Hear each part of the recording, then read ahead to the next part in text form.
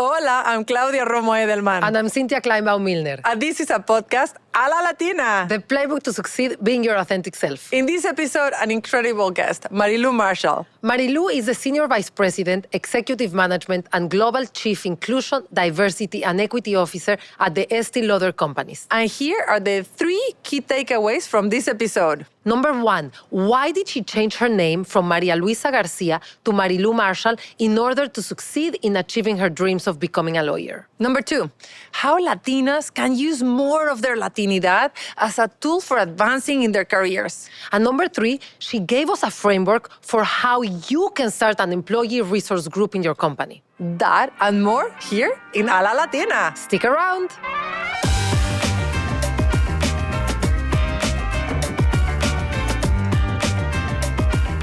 Today, a very special guest, Marilu Marshall. Marilu is a Senior Vice President, Executive Management, and Global Chief Inclusion, Diversity, and Equity Officer at the Estee Lauder's company. For those that don't know what this company is, the Estee Lauder companies is one of the world's leading manufacturers, marketers, and sellers of quality skincare, makeup, fragrance, and haircare products, and is the steward of luxury and prestige brands globally. Marilu, in her role, is responsible for driving the company's long-standing ID&E values across the organization, which is diversity, equity, and inclusion across the organization, the culture, its business. And I find it remarkable that Marilu reports directly to the chairman of the company.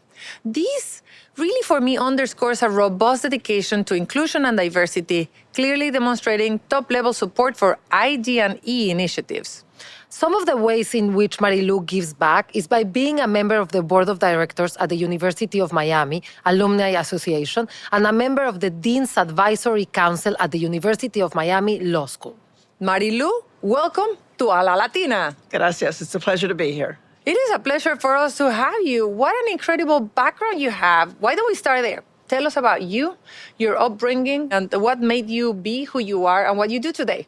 How many hours do you have? Let's go. Yeah, no, we have as many. As I think I've told you, I was raised by 2 very strong women, my mother and my grandmother, both of whom were Cuban. My parents were born in Cuba, their parents were born in Cuba, and there's a long heritage of Cuban and Spanish ancestry. My mother was widowed at a young age, brought me from New York, where I was born, to Florida, and brought my grandmother up to live with us. So I was raised by these 2 wonderful women, neither of whom had been the beneficiaries of higher education.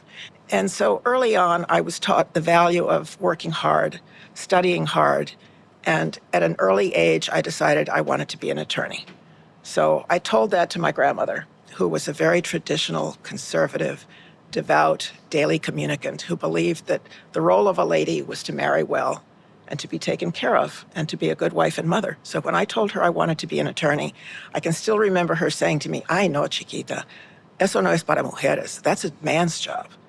And I didn't really like that answer, so I thought about it for a while and then went to my mother and told her what my grandmother had said. And my mother's advice, my mother being more forward-thinking and more of a modern woman at the time, said to me, "You can be anything you want to be as long as you're willing to work hard enough for it." And so that was the thrust of my entire childhood, was you could do anything you wanted to do as long as you were willing to work hard for it. You were telling me when we talked about your story that it's almost like you were raised by a couple, but the couple was your grandmother and your grandmother was the mother, and your mom was the father that would leave, come back. How was that for you? Well, mother went to business every day, and we spent quality time together on weekends and at night. My grandmother was the one who was home with the cookies and milk when I came home from school. And so it was a traditional family for me, although in our community, we were considered very different. My mother was the only widowed mother. My grandmother didn't speak English. And, you know, when you're a child, you don't want to be different. You want to fit in. You want to be like everyone else. But what I learned from that experience was the importance of respecting the differences of others. And once again, my mother said to me, you don't have to agree with everyone, but you have to respect the differences. And having a sense of values and hardworking and that strong woman, you know, like we're present, which is very much what happens to a lot of Latinas, that they have to defy the beliefs and the roots of their ancestors while being grateful for their sacrifices, they also want to take a different path. That might include even going to college, like in your case. How did you deal with that? And being respectful to your grandmother and nevertheless taking your own decisions. Well, going to college, being the first woman in my family to go to college was very important to me because I felt that the role of women could be more than what it had been, not just in our family, but in society in general. And no, I didn't have a role model. I didn't have anyone in my family that I could turn to for that. And I didn't, at that point, have any real mentors. But I did know that I wanted to get that legal education.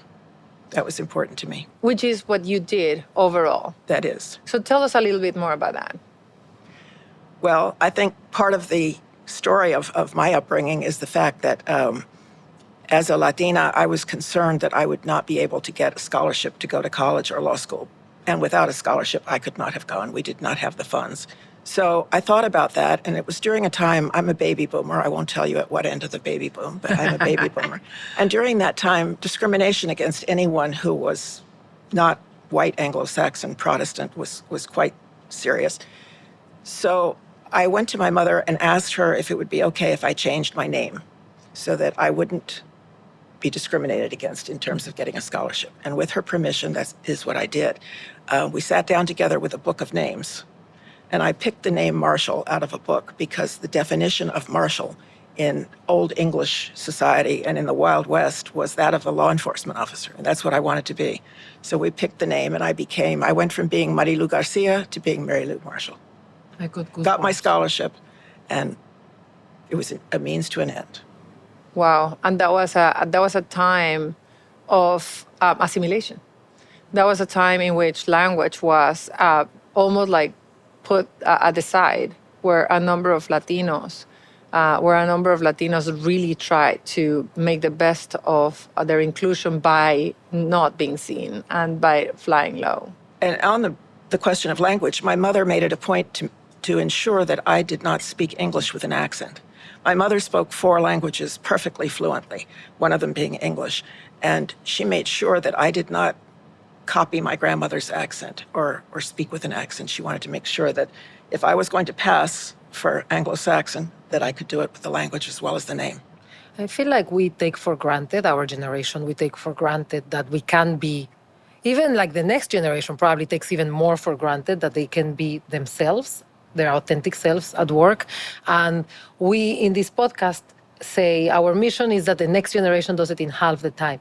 But really, before being able to even do it in half the time, the mission is for the next generation to do it without having to change their name. And on behalf of all our audience, on behalf of myself, I want to thank you for changing your name. And then once you achieved your degree and you were in a position of power, basically dedicating your entire life to making sure that nobody has to change their name again. So thank you. Thank you. Well, I always wanted to make a difference. And if this is a way in which I am making a difference, I'm very grateful for it. And what I should say is that after I got my education, after I got my degrees, I was able to start giving back in different ways. I was a member of the board of the Hispanic College Fund, for example, raising money for scholarships so that other kids wouldn't have to do what I did to get an education. It is incredible, and I do feel moved. I know, I'm very emotional. It must be really incredible for you to look back and see where we are. Yes.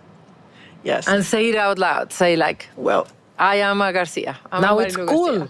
Well, it is cool. Yeah.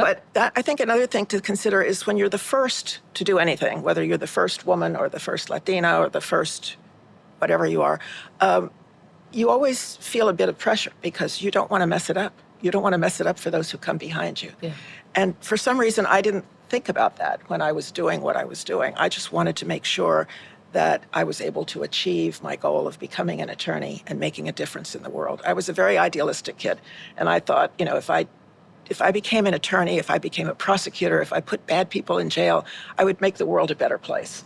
And I did put a lot of bad people in jail. I worked for the Department of Justice. But I obviously did not make the world a better place, so I moved on. And you have been a lawyer all throughout, I think, that your career in different companies. And before moving into your journey, I just want to go back to that piece that you just gave us. And I just want to say, again, as Cynthia said, gracias, thank you so much.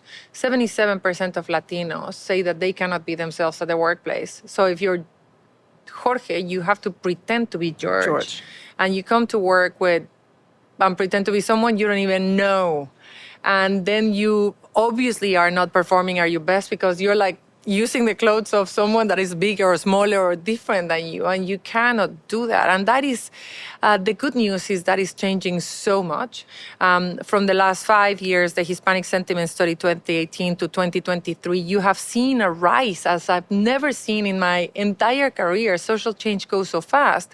From the unity of Latinos going from mostly fragmented to half of us feeling united, and from many of us feeling I don't want to recognize my identity, to most of us going and saying like I see that I want to be reflected through my values, through my language, through my culture, through my food. And there's this like reclaiming your Latinidad that is happening, and having someone like you coming into our podcast and publicly, maybe for the first time, saying my real name was Marilu Garcia, and I had to do it because I needed to grow, but I am really happy to demonstrate that you can take off your mask. And those of you that have done the George, you can go back to being Jorge.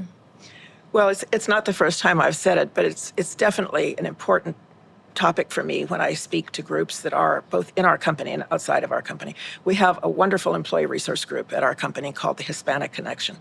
And I've often told them about the importance of being who they really are. And even though my name is Marilu Marshall and I present as, I've been told, as not Latin, I always answer that by saying, we come in all sizes, shapes, and colors. Yeah. What is a Latina supposed to look like? But even though my name is Marilu Marshall, I'm still Maria Luisa Garcia inside. I love that. Yeah. I love that. So you were a lawyer, you put a lot of people in jail, and now you are at the Estee Lauder company, and you got into... But in between, she did a couple of things that were quite interesting. Exactly. So what was your journey from putting people in jail to Estee Lauder? My journey was quite unplanned. And so this is not advice that I would give everyone, because it was not calculated and it was not planned. A lot of it was accidental. And a lot of it, I will say, was through relationships, through networking, through professional relationships that I didn't even know I had, connections that I didn't even know I had. So I guess part of my advice part is going to say, be sure that you maintain good relationships wherever you go. But when I was at the Justice Department and I began to feel that I was not making a difference, I actually was recruited by the Playboy company to work on their casino project under the hotels division of Playboy. So it was a risk. It was not even a calculated risk. But I can only imagine that headhunter that came to you and said, like, that girl, that blonde girl with a perfect, like American accent that I don't even know, she's gonna come from the justice, like from the criminal. It's like being a prosecutor to come to the casino business. How did that happen? It happened in a rather strange way, and if you have time, I'll tell you the story. But when I was leaving justice, I worked for a short time for a congressional commission, and we produced a report on the history of gambling in America. And as the report was published, we went on a speaking tour, and I happened to be on the Today Show, interviewed by Barbara Walters, by the way, speaking about this report. And the man who subsequently became my boss at Playboy saw that segment, saw me, called, got his headhunter to call me and bring me in. It was totally by accident. It was not something I planned, and it was not something I expected. And I had never thought about working for Playboy. But when the opportunity arose, I thought to myself, this is a very untraditional job, and this is probably a once-in-a-lifetime opportunity. There'll always be law firms out there. There'll always be something conservative that I can do. But this is an adventure. And it was. And then from there, From there, I went to work for the Cunard Line passenger shipping company, which at the time was a wholly owned subsidiary of a British publicly traded company called Trafalgar House. I knew absolutely nothing about admiralty law. And the job of general counsel involved safety of lives at sea. So again, rather risky, but I hired the best admiralty firms in New York and the UK and learned from them. And that was another adventure. And you said that you have been working all your life. The only condition is that it starts with a C. Criminal law, casinos, cruise ships, and cosmetics. The only similarity is they all start with the letter C. Totally different industries. I'm going to think about another industry with a C. With Cynthia and Claudia. Yeah, there you go. Exactly. Our business is CNC Latina. So this was destined. Yes, can you be our lawyer? Everything else, because now you're 100% not a diversity. lawyer. Now you're leading. Once a lawyer, always a lawyer, unless you get disbarred, and I have not been disbarred. But what I do for the company with inclusion, diversity, and equity, it's important to know the law because it helps you to not make mistakes. These companies you worked at were probably on the extreme of not diverse, right? Like Playboy and a shipping company, it was probably like a lot of men. They were all male-dominated industries. The casino industry, certainly Exactly. the Justice Department at the time, they were predominantly white male. The shipping company was diverse in terms of nationality because we had Norwegians, we had Swedish, we had Finnish, we had Greek, we had different nationalities, male. Male. It was their version of white male. Yes, exactly. And how did you feel working there? What did you actually have to hide? What did you adjust? And what did you use as your super differentiating power? Well, early on, when I was with the Justice Department, I was trying to be as toned down as possible and to dress as conservatively as possible. And this was in the era where women who were in business were wearing navy blue pinstriped suits with string ties and not particularly attractive clothing.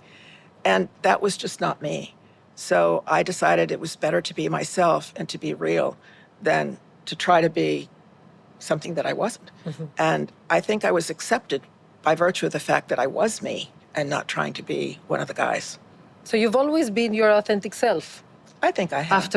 After you changed your name, did your career, and then that was the last time that you were trying to be someone you weren't. I think I have. I love that. And it seems to me that it was like more than having to deny yourself with your name change. You were also trying to loophole the rules that were not going to, that were becoming barriers. So you were going to just like bypass them a little bit. I didn't let a barrier get me down. I didn't let it get in my way. When my grandmother said, "Eso no es para mujeres," I didn't buy that. I thought, why not? Why can't a woman do this? We used to watch a TV program together, and it was a show. It was probably the equivalent of Law and Order back then, but it was about a defense attorney whose clients were always innocent. They were always innocent, and he spent the entire hour of the program trying to find the guilty party so he could get his client off. And he would bring the bad person to justice. And that's what I wanted to do. That's where I felt I could make a difference. And every time I saw this program and it was an all-male group of lawyers, I thought, that doesn't have to be. It doesn't have to be. That could be me. That should be me. And then you started thinking about going to the Estee Lauder's company, and they had two roles for you, right? You could have taken the more general counsel path or the human resources Well, not path. the general counsel path because that was a much bigger company. The company that I worked for, Cunard, was a small company. And being general counsel for that was a different role. But I was spoken to about either a job opportunity in the legal department or in the human resources department. And it was at a time when we were acquiring a number of brands. We acquired MAC, we acquired Bobbi Brown, we acquired Aveda, we acquired you name it, keep going. And the HR department was very heavily involved in the integration of those brands. And the head of the HR department was a man who referred to himself as a recovering attorney, which is what I guess I am now, He also came from the legal. And someone that I felt great rapport with. So I chose to go the human resources route. How much do you think you chose it because of the person that you were going to be reporting into or the vision that you had of Both, but the person is very important. The person you work for is extremely important. Can you talk to us more about that? Because I think a lot of people don't think about how important it is. Statistically, I think it's proven that the reason people leave jobs is because of their manager, the major reason. Some leave because of compensation, some leave because of geographical relocation, but most people leave their jobs because of their manager. And I think most people accept a job because of the person they're going to be working for. And so in this role, HR, Estee Lauder, it's been a journey. It's been like a couple of years that you've been with the company. 25 to be exact. Yeah, a couple of them. You have seen a transformation of diversity, equity, and inclusion. Yes. How has been the journey for you in the company, both as a Latina and, like in the industry? Oh, extremely rewarding, extremely rewarding. And when we started inclusion, diversity, and equity at Estee Lauder, it was 20 years ago, actually. And it started as an EEO, Equal Employment Opportunity Compliance function. But it has grown Wow, into... you're right. It was compliance. It was compliance, of course. Legal hat, right? Exactly. Legal hat. It was compliance, but it grew into what it is today. So I like to say it came from being a moment to being a movement. And it's been an incredibly successful movement in our company in terms of employee engagement, in terms of the growth of the acceptance of what we do. Our framework consists of employee resource groups, events, and education. We call them the 3 E's. And with employee resource groups, we started with 4 in the United States, one of them being the Hispanic Connection. And we now have 45 chapters globally. Wow. So it's really been a fabulous journey and a great supporting cast of characters from senior leadership, from chairman and the CEO on down. And it's been a priority. I mean, like, you have so many countries that probably this is really an important business imperative altogether to make sure that you're selling to the people, like that you're representing the people that you want to attract and sell to. Well, we sell our product in 150 countries, and that covers all aspects of diversity. But I think the thing that's been important for our growth has been the fact that we do not view inclusion, diversity, and equity as a one-size-fits-all. Because diversity means something different in different places of the world. Inclusion generally means the same thing, but equity might mean something different too. So we have tailored our programs to fit the countries in which we operate. The program that we developed for South Africa was very different than the program we developed for Malaysia, which was very different than the program we developed for Brazil. So it's really been a bespoke approach to inclusion and diversity, which is why I think it's been successful. And what about the U.S.? Your program in the U.S., and particularly, like for Hispanics, you have really interesting program that we know led by an incredible Latina, Gaby Natale. Well, I don't know whether led by Gaby Natale, but she is part of it. So tell us more about that, the U.S. as a whole, and then the Latino market, if you want. Of course, the U.S. being our headquarters, that's where the bulk of our activity has been. And we have formed employee resource groups, and we have dedicated events and educational opportunities to all facets of diversity. That includes race, ethnicity, gender, sexual orientation, generational diversity, which is very important for us, disability inclusion, you name it, we've covered it in the United States. And with respect to the Hispanic group, we call it the Hispanic Connection. I mentioned that before. They've developed 2 really wonderful programs to support, develop, and mentor the Latinas in our organization. One is for managers and below. It's called Cafecito Sessions, and it pairs a more junior Latino employee with a more senior mentor in the typical mentorship type programming. Both are Latinos, not or just the necessarily. mentee? Not necessarily. The mentee is Latino. The mentee is Latino. Yeah, the mentor need not be. And then the other program is a sponsorship program, and that's called Leading with High Touch. Gaby Natale is one of our speakers, but it is actually led by the co-chairs of the Hispanic Connection. It's a self-developed and self-led. It was created by Latinos for Latinos. Incredible. And it's been very successful thus far. We're in our 2nd cohort now. What's the measure of success? The measure of success is career movement. And career movement need not necessarily be a promotion. It can be a promotion, it can be a lateral move, or it can even be a stretch assignment that enables you to ultimately get to your career goal. So out of our first cohort of Leading with High Touch, we had a 52% mobility. Not all promotions, some laterals and some stretch. So 52% of people that are touched and actually move is really high, I would say.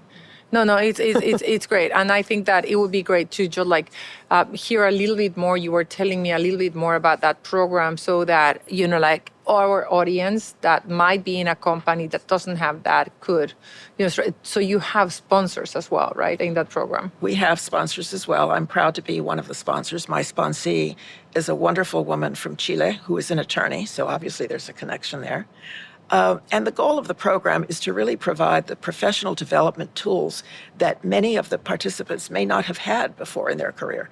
They may be the first in their family to go to college, the first in their family to work in corporate America, the first in their family to come to the United States. So we try to provide them with the opportunities and the learnings that they may not have gotten along the way that will then enable them to move to the next level in their career. And I think that we have heard a long all our guests how important it is to be aware, like conscious of who you are, so that you can take ownership, be yourself, and how important that is. And you were mentioning also a program on biases and stereotypes, like shattering stereotypes, ensuring that everyone has biases. If you have a brain, you have a bias. There are stereotypes. Some of them are true, some of them are not true. So we hosted a program around stereotypes, listing those that are common to your particular affinity group, and then listing those that are true. And how, if there are some that are true, are they positive or are they negative? And if they are negative, how do we turn that around? I think you call it flipping the script. And we called it shattering the stereotype. But it's interesting. It's like, what's a stereotype? Is it true or false? And if it's false, how do we shatter it? And I think that where we come in is like, if it's true and it's positive, how do we embrace it? And how do we make sure that everyone, not only the Latinos and the Latinas, Hispanics, Latinx, whatever you want to call yourself, but everyone in the company knows that those biases actually are assets. And that's where I think that you start seeing more of the peer and the manager consciousness taking place. Is that right? I think that's true. Very true. Just on the DEI, if you want for a second, because I know that we're with a legend here, 25 years of seeing an industry that probably has changed so dramatically in this, particularly embracing beauty and the people that you put on the ads and the people that you put in the leadership and so on. What are the risks, and how do we deal with, how do we articulate a narrative in this anti-DEI climate? How do we make sure that all practitioners or Latinos within companies know how to continue forward without putting themselves, like at risk? How do we navigate these troubled waters?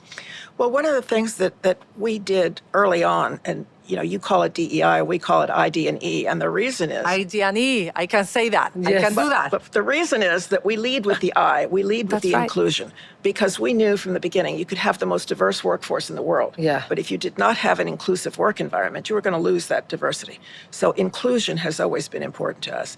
And inclusion means providing an environment where everyone feels valued and respected, regardless of who they are or where they come from.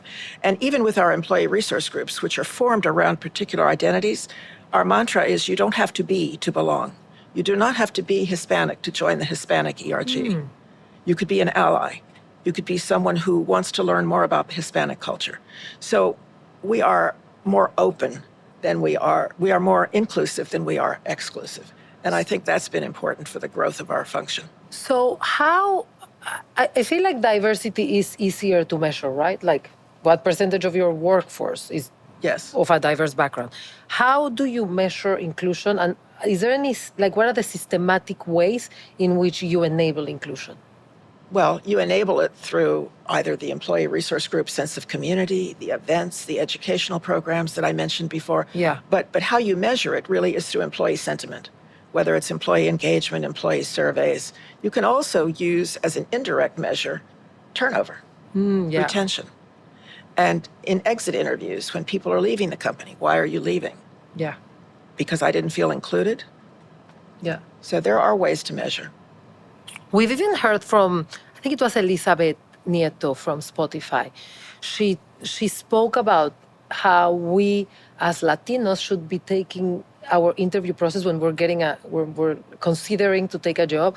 We should ask these questions and we should try to understand if we will be accepted, if we will be able to be ourselves. And she gave some advice on how to test the company on is there real inclusion in the company. Have you, if you were interviewing now for a job at any company, how would you assess if the employer... Well, first, I think I would do my homework and my research before I ask the question, but I would go to their sustainability reports, their social impact reports. They're a publicly traded company, so there's a lot of transparency in our reporting. And I would do my homework to find out what the status is of diversity in the company. And then, of course, I would subtly ask the question. I think today, so much of what gets put on social media can be misleading, so I'm not mentioning social media because it can be accurate or it can be not accurate, depending on who's posting. But there's plenty of public reporting out there now that people looking for jobs can go to. I mean, the thing with Marilu is that she was doing ID&E before it was cool, before it was basically everybody was doing it. So it may be easier for you to say we're sticking with the plan. It's working. It has success from a business perspective. We weren't following the trend, and those who are just following the trend to check a mark or to post on social media, maybe the one saying maybe I should back. Well, you're right, because when we started this 20 years ago, it wasn't a trend. It was something that we felt was part of our core values and very much a part of the DNA of our company. And as a result, it's been able to grow over the time. It's not something we just started in 2020. So this is not a performative check-the-box type of an initiative. But again, based on the fact that we lead with the I, it's always been formed around the concept of inclusion. Inclusion for all. And is there any final thought on programs that you think that are like great, that you feel very proud of, or programs that have, failed, and you would say share some knowledge on this journey of inclusion? Well, I still think the employee resource groups as a whole are really the jewel in our crown, because they have created a sense of community for our employees, particularly during the lockdown. During COVID, when we were not in the office, those employee resource groups held their members together, held virtual events, held virtual cocktail hours or cafecitos or whatever it happened to be, and kept the momentum of the familia that we had at Estee Lauder. So I think employee resource groups have been an incredibly successful part of our initiative. In terms of failures, I don't think we've had a failure per se. There's some groups that started that perhaps didn't catch on as well, and they have faded out over time. I think our educational programs have been very important because they raise awareness. And we like to say that awareness precedes action. Before you can have an action, people have to be aware of the need to take action. So the educational programs have been very important. I think in terms of the diversification of our diversity initiative, that's been another important factor. What I said earlier about one size does not fit all. That's made it relevant all over the world, as opposed to only being U.S.-centric and relevant in the United States. So I've worked in companies that have pretty robust employee resources group. Like at Walmart, we had a pretty large one. But I've also worked in companies that have zero. And I'm wondering if you have a framework for how can somebody like me or an employee, anybody listening, start an employee resource group? Like, what are the no-brainer, like these are the first steps you do before you start an employee resource group? Well, I think the first step is to make sure that you have a group of people that think like you, that want to form this group. The importance of these groups is that they must be grassroots. They must be from the bottom up. It must be the employees that want to have this group, and that it's not senior management saying you must have a Hispanic group or you must have a group for Black employees. It has to come from the employees themselves. And as long as it's self-led and self-governed, then it's up to the group itself to lead the way. But I think finding a group of like-minded individuals is important. And when they come to us, we always ask, are you the only one who wants to have this group, or do you have colleagues that want to join you? And we think that 40 is about the minimum number in an organization the size of ours to form a group. Otherwise, there's nobody to lead it. There's nobody to actually do the work. And I think that from the employee resource groups is where you start seeing the need to create, for example, the high touch. That's right. It's the employee resource groups who have said to us, we want whatever it is they want. We want professional development.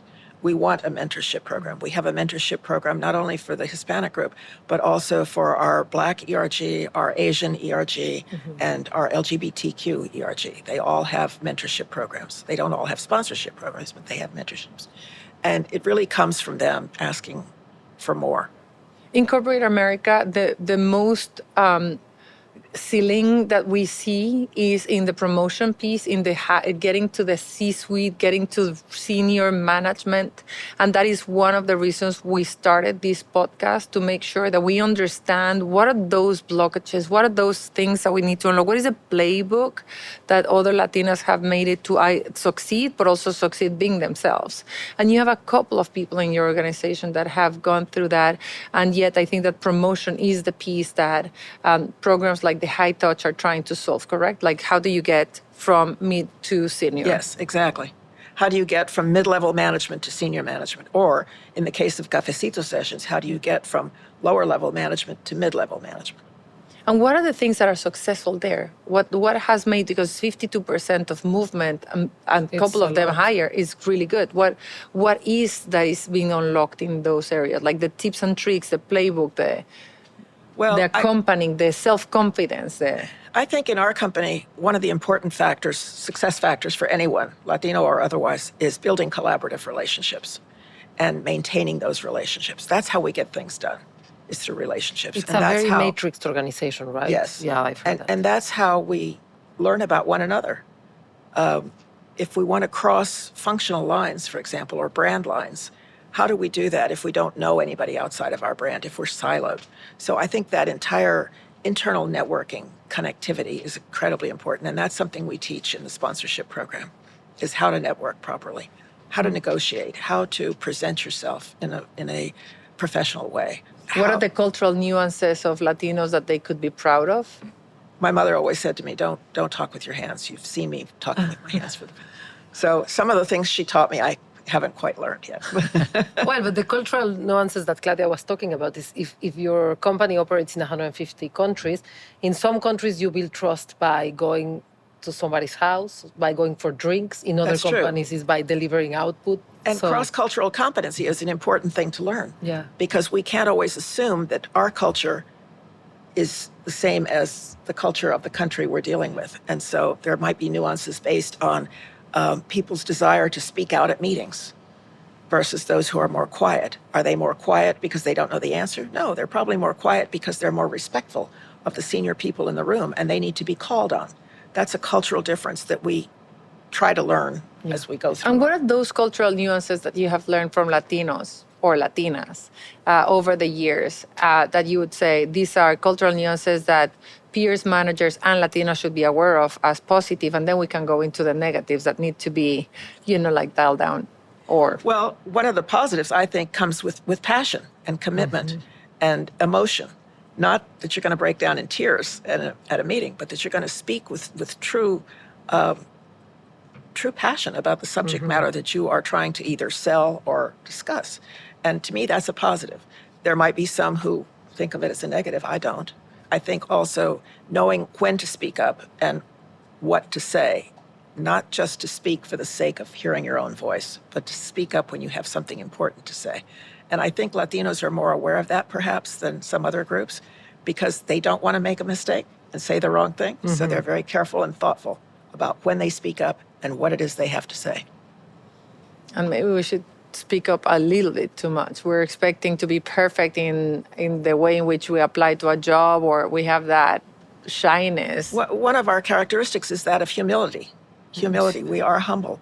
And that's not a bad thing, but it sometimes does get in our way when it comes to speaking out in meetings. And I've noticed it particularly on Zoom meetings, which have become the bane of our existence, I think. We get a lot of work done, but it's not the same as being in person.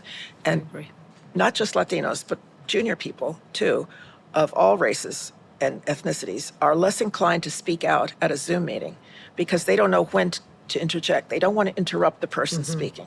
So they hold back. And by the time there's a pause in the conversation, the topic has moved on to something else and their point is no longer relevant.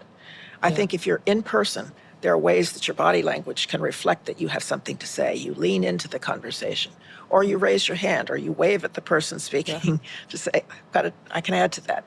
But that's not possible as well on Zoom. And I think that's been a hindrance. I was, when COVID started and we started working from home, I remember telling people, those that move away from where the headquarters are and start working remotely are not going to get promoted at the same rate. Exactly. There's no way. And I saw the stat recently.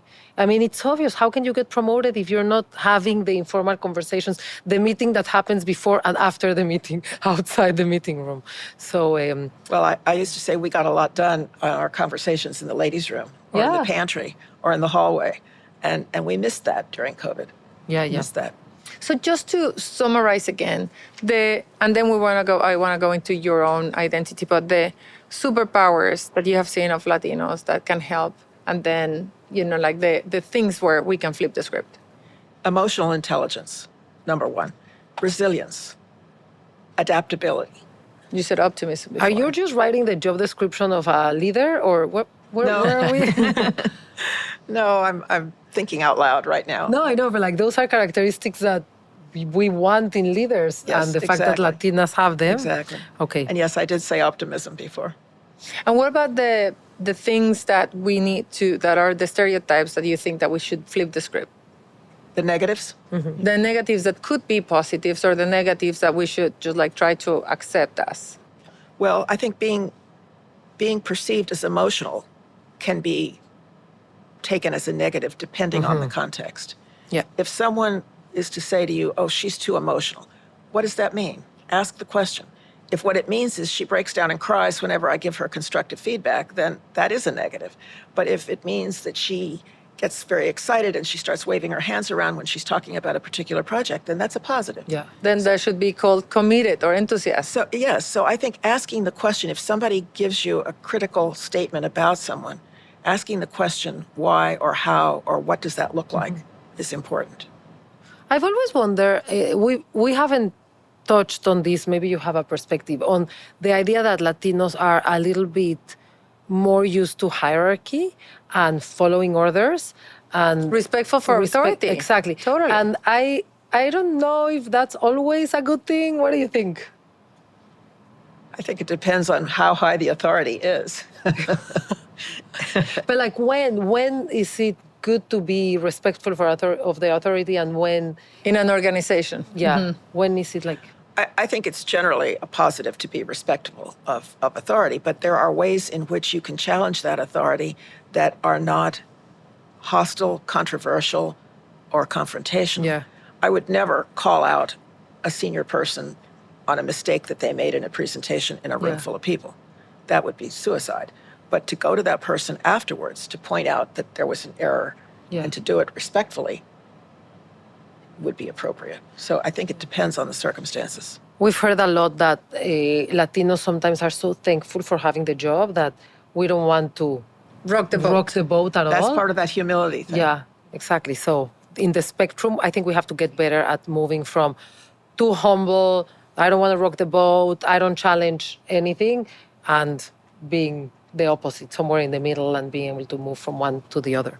So I want to talk about you for a second. So you said Marilu Marshall, but always Maria Luisa Garcia in your heart. Has Maria Luisa Garcia throughout your career had to dial down? Where were those moments? I don't know anybody that didn't have to dial down at some point. And where were those moments? Primarily at the beginning of my career, being the only woman in the office, being a trial lawyer in a room full of men, I couldn't be particularly emotional. Whether I wanted to be or not was irrelevant. I just couldn't be in that setting. So I think dialing down at the beginning was something I did quite a lot. Yeah, and I think that that's where we have seen a number of people that have to dial down their identity and their Latinidad in order to fit in. What about your superpowers? Where have your superpowers as Latina come into play to make you be where you are today? Here at Estee Lauder in particular, where I've really been able to pursue my dream of making a difference. And I like to think that we all have. Those of us who work in this field do make a difference every day. And a lot of what I've been able to express more at Estee Lauder than before is empathy, caring for my colleagues, caring for those around me. We do a lot of good philanthropic work at the company, and that's been near and dear to my heart. And in short, the work that I do has been a blessing for me, and I hope for the company as well. Did you feel that way when you joined Estee Lauder companies, or has it evolved? Oh, it's definitely evolved over 25 years. But I was very excited to join Estee Lauder. And as I said, I've been here 25 years now. I'm only sorry I didn't get here sooner. Yeah, you told because me it's that. a wonderful company to work for. And it's one that fits me and my DNA particularly well. I love the products. I love the history of the company, founded by a woman. I love working with a lot of really, really terrific professional women. Experiences I did not have in the casino business or in the cruise ship business or in the criminal law business. So it's been a real reward for me to work there. But over the years, as I have moved through my different roles at Estee Lauder, it's really taken on a more important personal meaning for me.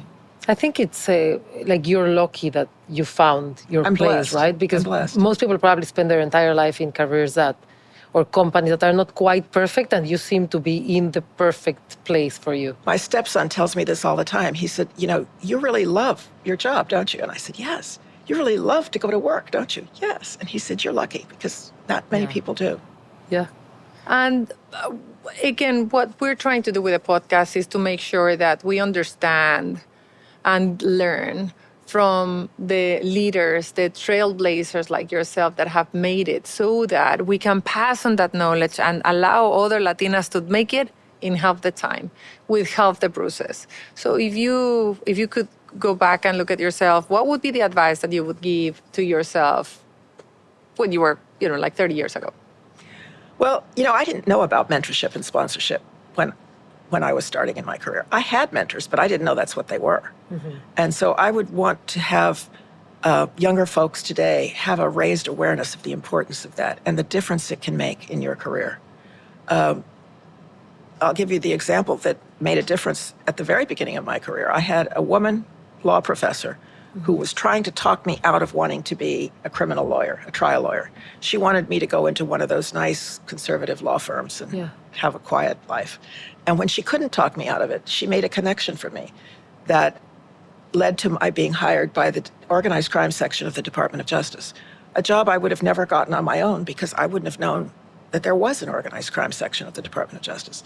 So she was a mentor for me, and I didn't even know it. I didn't know that's what she was. I thought she was just a really great professor and But I guess person. Two follow-ups to that. How, I thought the story was going to be quite the opposite of, like, this is the worst mentor I could ever have. Like, why? She was trying to talk me out of something that I actually really wanted and ended up being a good career move. So how do you know when to listen to what your mentor is telling you and when to ignore what your mentor is telling you? Well, in that case, I was just following my heart. That was what I wanted to do. And if I hadn't gotten the job with Justice, I would have wound up in a district attorney's office somewhere doing different kind of work. But I think part of it is knowing what you love. Because if you do what you love and you love what you do, then you're not going to feel like you're working. True. And so following your heart is important. And not being afraid to change paths. Yeah. Not being afraid to take risks. I watched one of your podcasts with Marisa Solis from NFL. Yes. And she said that if she had to do differently, she might have taken more risks. And she might have wound up being an ambassador after all, which was what her dream job was. What about you? Well, I took a lot of risks. And if I had not taken those risks, where would I have wound up? I have no idea. So what would you have done different, looking backwards? What would I have done different? I think I might have moved faster from one role to another. I've stayed in places for a very long time, 25 years being the longest. But I was always 10 years, 11 years, 8 years in a job. And I probably could have gotten out of that comfort zone faster and perhaps moved faster. But I might have wound up in the same place, so I don't know that it makes a difference. Yeah. So before we close and ask you for advice on what, who else shall we have here, what would be your message to your younger, your younger audience out there, like the Latinas that are listening to you that want to be a lawyer? There's only 1% of Latinos that are a lawyer, less than 0.5% of Latinas that are lawyers. What advice would you tell someone? I think you cannot go wrong by getting a law degree, because a law degree will stand you in good stead no matter what you choose to do in life. If you go into business, if you decide not to practice law, that law degree is never going to hurt you. So I highly recommend, in fact, I'm a cheerleader for women going to law school. And my law school at the University of Miami has a very high percentage of women. So I encourage you, if you're a woman, to apply to the University of Miami Law School. And she's also on the board. So if you need a connection, Latinas helping Latinas. I always say that I want to have lawyers in my friends. I don't know that I would have been a good lawyer, but I want to have a lot of lawyers in my circle so I can ask them for advice. It's such a valuable mindset and clarity of well, thought. and in today's world, there is a joint degree. It's a joint JD, law degree, and MBA, which you can get in a compressed period of time. If that had existed when I went to school, I might have done that, because I always thought that business would be a fallback. If for any reason the law didn't work out for me, business would be a fallback. And now that they have that joint degree, I highly recommend that one as well. So Who else shall we have here? Who else is going to allow the younger Latinas to get a playbook the way that you have guided us Well, on that's today? an easy question for me to answer because I'm going to say one of my wonderful colleagues at Estee Lauder, Michelle Freire, who is the global brand president for Clinique and Origins. She is a true force of nature. She's inspirational. She's fun and obviously very talented, very smart. Let's bring her on. Marilu Marshall, what an incredible pleasure having you here. Thank you for sharing your story, for your vulnerability, for your generosity. Thank you. It's my pleasure to be here. And thank you because thanks to your story, we're going to inspire other people to lead A la Latina.